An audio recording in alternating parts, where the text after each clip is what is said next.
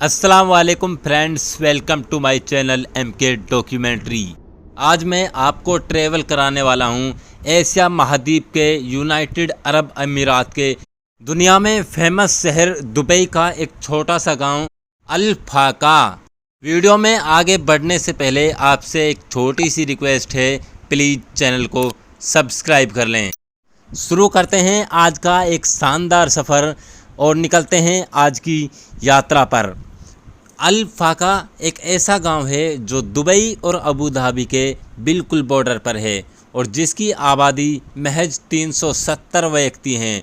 और यहाँ के रिसोर्ट्स और यहाँ की जो खूबसूरती है और यहाँ पर फेमस जो रेस्टोरेंट एंड होटल्स हैं वो पूरी दुनिया के लोगों को इस गांव की ओर बुलाते हैं। इस गांव का डेजर्ट विदेश के लोगों को अपनी ओर बहुत आकर्षित करता है और यहाँ पर लोग टूरिस्ट के रूप में भी बहुत ज़्यादा घूमने के लिए आते हैं। कहने को तो ये एक छोटा सा गांव है, मगर इसकी फैसिलिटीज़ और इसमें जो मॉडर्न टाइप के जो होटल रेस्टोरेंट हैं, अगर उनसे देखा जाए तो ये किसी बड़े शहर से कम नहीं है। गांव की चौड़ी चौड़ी सड़कें और बिजली की व्यवस्था और सड़कों पर चलती हुई लग्जूरियस कार, करोड़ों करोड़ों रुपए की कारें और इसके डेजर्ट में घूमती हुई करोड़ों रुपए की गाड़ियाँ ये दिखाती हैं कि इस देश में और इस गांव में कितना पैसा है, यहाँ के लोग कितना अमीर हैं। इस गांव की आबादी जैसे मैंने आपको बताया था कि 370 व्यक्ति हैं, लेकिन इन 370 व्यक्तियों के पास मज़दूर 1000 से भी ज़्यादा हैं। तभी तो कहते हैं दोस्तों, दुबई की 70% आबादी विदेशी लोगों से भरी हुई है। दुबई के इस गांव के लोगों के पास पैसे की कोई कमी नहीं है। ज़मीन बहुत ज़्यादा है, मगर कृषि की कोई व्यवस्था नहीं है। उसका एक ही रीज़न है कि यहाँ पर जो डेजर्ट हैं उनमें कोई फसल इतनी आसानी से होती नहीं है। फिर भी यहाँ के लोग बाहरी लोगों से, जो उनके मज़दूर होते हैं, उनसे खेती बाड़ी करवाते हैं और अपनी भेड़ बकरियों का पालन भी वे विदेशी लोगों से ही करवाते हैं। इस गांव में एक बड़ी संख्या मज़दूरों की भारत, पाकिस्तान और बांग्लादेश से पहुंचती है।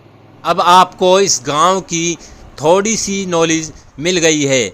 अब गांव के चारों तरफ घूमते हैं और देखते हैं इसकी चौड़ी चौड़ी सड़कें और इसकी खुली खुली हुई गलियों को और इसके सुंदर सुंदर घरों को। गांव में एक बहुत बड़ा स्कूल भी है और एक हॉस्पिटल भी है, मगर कॉलेज नहीं है।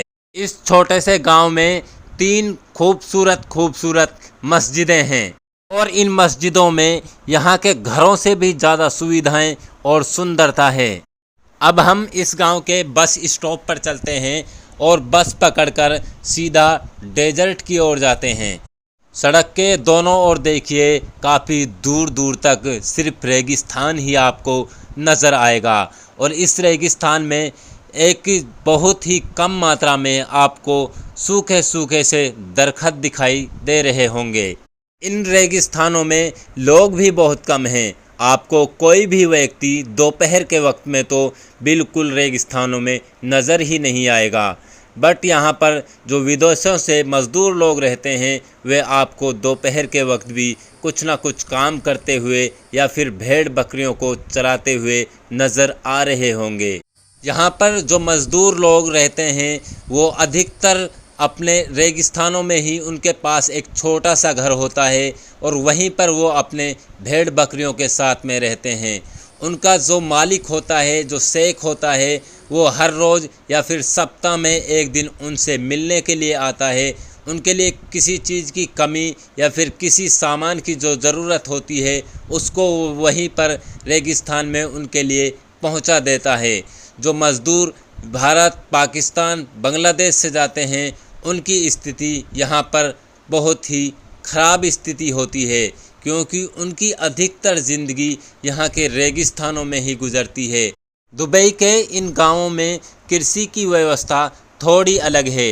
यहाँ के जो शेख लोग होते हैं वो अपने जो ज़मीन होती है उसको विदेशी जो मज़दूर होते हैं उनके लिए ठेके पर दे देते हैं उनसे फिक्स कर लेते हैं कि तुम हमें साल में इतने रुपए दोगे या फिर इतने दिरहम दोगे और 1 साल तक हमारी ज़मीन पर जो फसल आप उगाना चाहो वो उगा सकते हो। तो इस तरीके से भारत, पाकिस्तान, बांग्लादेश से काफ़ी लोग जाकर वहाँ पर ज़मीन लेते हैं, जिससे वहाँ पर फल सब्जियाँ उगाकर अच्छा पैसा कमा लेते हैं। तो दोस्तों, आप कभी दुबई घूमने आओ तो दुबई का ये छोटा सा गांव अल फाका ज़रूर घूमना। उम्मीद करता हूँ आपको ये मेरा वीडियो पसंद आया होगा। प्लीज़ चैनल को सब्सक्राइब करके वीडियो को लाइक ज़रूर कर दें।